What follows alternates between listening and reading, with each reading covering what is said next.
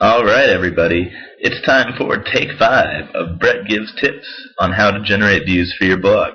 So, for my okay.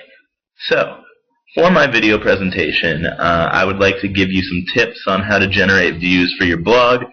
We write, my friends and I write wcoastbias.com. It's short for West Coast Bias. We're a sports blog. We cover the Mariners. We cover the Seahawks, MLB and NFL in general. We have a dedicated Sounders writer, though I'm a fan of the Sounders too. And, of course, Washington State, which, I bleed crimson. I would suspect we all do. It would be kind of weird if you bled any other color, to be quite honest with you.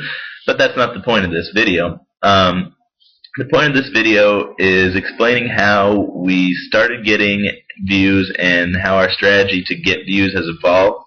So we started out at first just, being very simple. We were sharing our articles on Facebook and Twitter and with our friends, and obviously they're going to read it, and we had the hope that they would, share it, show it to other people. And that happens a little bit, but again, it can be a throwaway link. There's so many things you see on Facebook every day. It was getting us about 60 page views a day, which is nice, but definitely you want more if you want to get noticed, and that is part of the point of our blog. We believe we're quality authors. We believe that we offer quality content. It's all a matter of gaining readership and getting the right people to read. So the second thing that we did, which really was almost as much luck as anything else, but sometimes you have to make your own luck.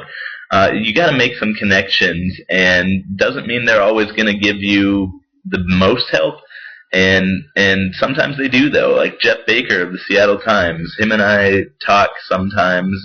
We used to talk more through email. Every now and then, when I write a particularly good article, in my opinion, I'll link him to it, and hope he'll talk about it. Well, one time he did talk about it. He mentioned my Mariners off-season plan in the same breath as USS Mariners Dave Cameron's off-season plan. And Dave Cameron is the head writer of Fangraphs.com.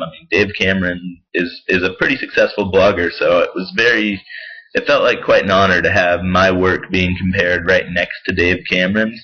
But again, linking out to us, he put us on his Seattle Times blog, and it gave us 600 plus views in a day.